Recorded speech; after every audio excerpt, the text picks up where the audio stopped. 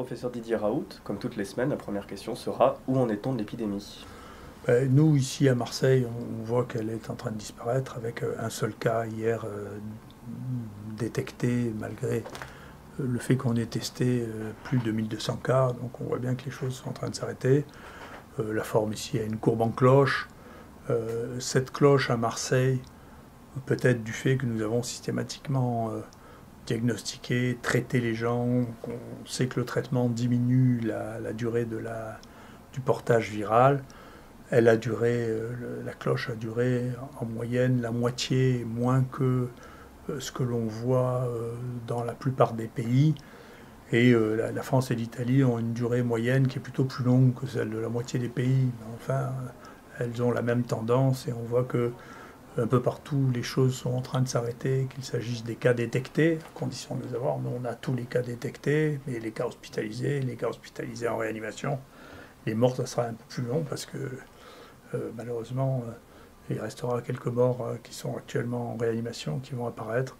Et on voit que cet épisode-là est en train de se résoudre et qu'il n'y a nulle part de deuxième vague ou d'autres chameaux. C'est la courbe banale. Il y aura quelques cas sporadiques qui apparaîtront ici ou là.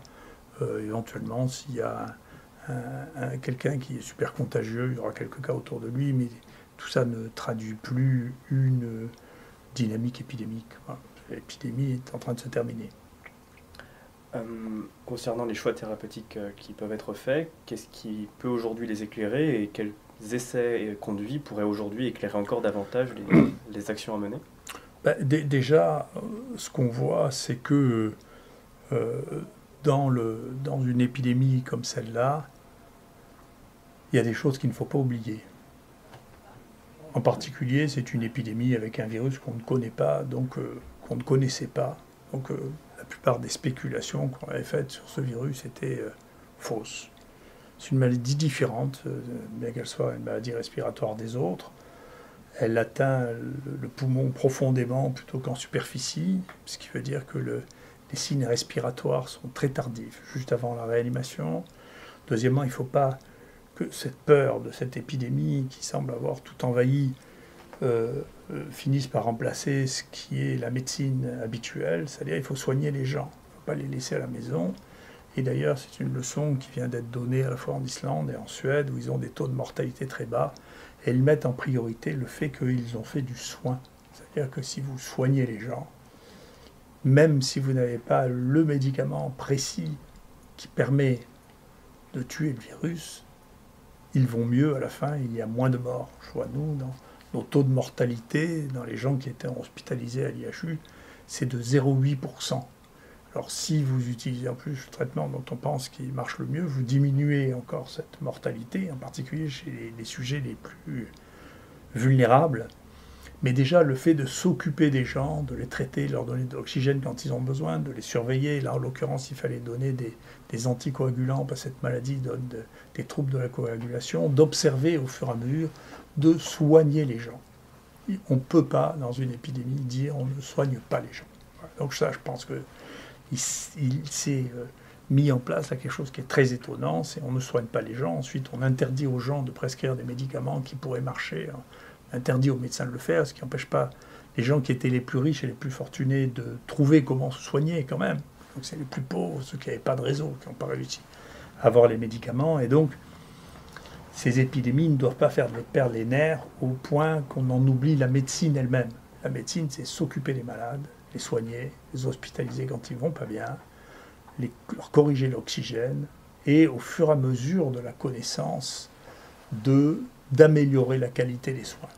Pour les stratégies thérapeutiques, tout ça a été rendu confus aussi parce qu'un grand projet d'évaluation scientifique, qui est d'ailleurs peut-être la raison pour laquelle on n'a pas voulu soigner les gens en attendant qu'il y ait un essai thérapeutique qui arrive dont on connaîtra les résultats quand il n'y aura plus personne qui sera malade, avec des molécules dont une avait très peu de chances de marcher, qui était le ritonavir, et d'ailleurs très rapidement on a vu qu'elle ne marchait pas, et l'autre n'aurait probablement jamais pu être utilisée parce qu'elle n'est pas sur le marché, elle ne pouvait probablement pas être produite en France, le remdesivir par Gilead, et de toute manière elle a une toxicité telle que dans 10% des cas on est obligé de l'arrêter.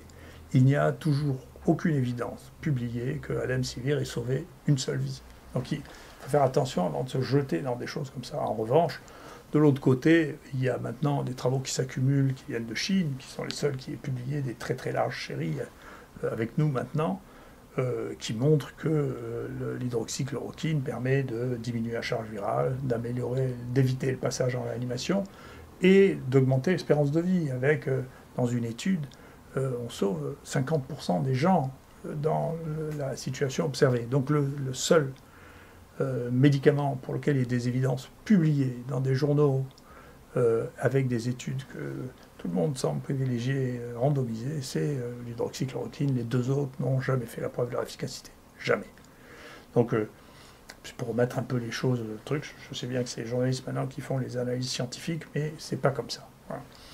Ce que cela a montré aussi, cette crise, c'est que l'organisation des soins, et peut-être que c'est une des raisons pour lesquelles il y a ces décisions qui ont été prises, on